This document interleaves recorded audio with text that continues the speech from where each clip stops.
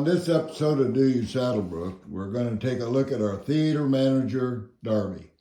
Now, we've seen her in interviews, introduce shows, promote SaddleBrooke events, and we've seen her on stage, in the lobby, and around the community. But do we really know Darby? Today, she's in the hot seat. Uh-oh. Darby, thanks for this today, and so I think we need to get started. How did you start working at SaddleBrooke? It started many years ago, back when I was with Stonecroft Ministries and putting on luncheons for SaddleBrooke Christian Women's Club. And also Bob and I used to put on the Washington State Party and the Boeing Party along with another couple throughout the years. And this drew the attention of Pat Beeks. And one day Pat actually called me and said, Darby, you know everything there is to know about what we do around here. Why don't you come and work for us? I said, yes. I started out doing tickets and being Pat's assistant. And then I moved on into the theater. One day Pat couldn't be there, so she asked me if I'd fill in for her, and I said yes. I mean, I was already doing tickets at the theater also. So then she asked me twice, and then the third time she said, I'd just like you to take it over, and I did.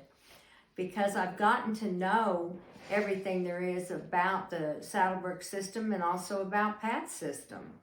Well, when you got down there, did you start making any changes to the theater? I want to say I enhanced, maybe.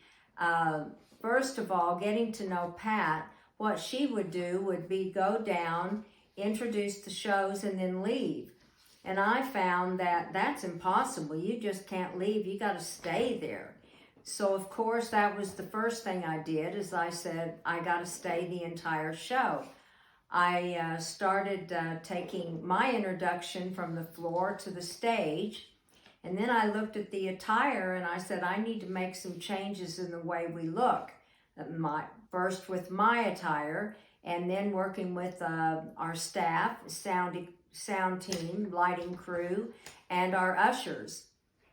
And so we started will call out in the lobby, and well, the rest is history. Well, had you ever done this type of a job before to give you this experience? I haven't done managing a theater before, but I'm on the other side. And if you look at TAD management, that's what we did. We owned a talent agency. And a talent agency is the glue that keeps the entertainment together, and that's where we get entertainment from, or these agencies, and that's what I did. I actually booked shows on the Johnny Carson Tonight Show and throughout the country. That's so like TAD management and the business I was in, Desert View has grown. It started out small to where now we get calls from entertainers all over the world to come to our theater. Well, have you been involved with any other parts of this industry? Well, I was very fortunate. In Oklahoma City, I had my own TV show, a local TV show, an interview show called Take One. I met some very interesting people with interesting hobbies and jobs. I did a cooking show with a chef. I've done fitness, weightlifting, a Dade County policeman from Florida. And then one interesting one, and the shows that I really liked were the UFO shows. And one couple came in because her husband claimed to have been abducted 3 times for medical research. Well, okay. Did you enjoy that TV show when you were doing it? Oh, loved that show. It was interesting to me because, like I said, it started out small, but there were so many calls from different markets in Oklahoma that the station took that show statewide. And unfortunately, though, or fortunate, it was about that time that Bob and I got married, and after that left Oklahoma and moved to Washington. Well, getting back to the Desert View, have you ever had any interesting situations that happened to you at the theater that you'd want to share with us? Well, there's so many I couldn't share them all, but a couple come to mind. One evening, the tech crew did not make it down from Phoenix for one of our shows, and Tad had to send somebody else. Well, that delayed the start time of our show of over 40 minutes. And what I did is I went out on stage and just started ad-libbing until the tech crew got there. And when they did, it became live because you got to see how they set a stage. And you don't know this, but the band actually did their sound check, not before, but the first 3 songs, they did their sound check that night. And then another one was when we had that Elvis show, Dean Z out of Branson came. And what you didn't know is that he was sick and we had to get him to urgent care. And they were so kind and nice. They got him right in, helped him out, gave him a shot, sent him on his way, got him back. We were only 15 minutes late getting him on, but I'll tell you, once he hit that stage, you didn't even care. He was that good. What do you like about your job at the theater the most? Well, I love people. And I love working with the entertainers, getting to know them, the way they like to work, and seeing the smiles on their face when everything goes right on the stage and they put on a great performance. I love working with our staff. I like working with our volunteers. You know, we have over 20 volunteers that help us, and I love that. It's just awesome. But the most important thing I do at Desert View is get to meet you, the public, and that I love more than anything. Well, how did Do You SaddleBrooke actually get started? Wow. Well, it got started with Bob and I on a trip talking. We love our community so much, and we just saw that there was a need that we wanted to get out. How could we get out to the public? How could we get out to advertise and talk about SaddleBrooke and, of course, my love, Desert View Theater? And Bob said, well, Darby, you've got the greatest thing we could do. Just take from your TV show in Oklahoma City, you did interviews. We'll start out. You do interviews. We'll interview any clubs, any staff members, anything that we can get. We've done golf and fitness, and we'll do that. And then you will also promote the theater by talking about upcoming shows.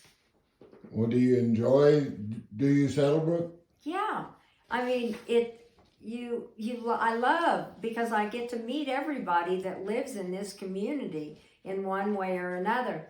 And one night, I was at a show. We had an intermission, and I always walk through the theater when we do that, and went down front, and a lady reached her hand out from a couple of rows back and said, "Hi, Darby, I know you, but you don't know me.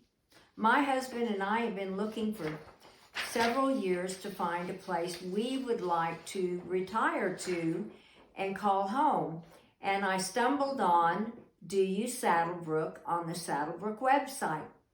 And I have watched every episode, and I thought, SaddleBrooke is the place we want to be." Well, they did.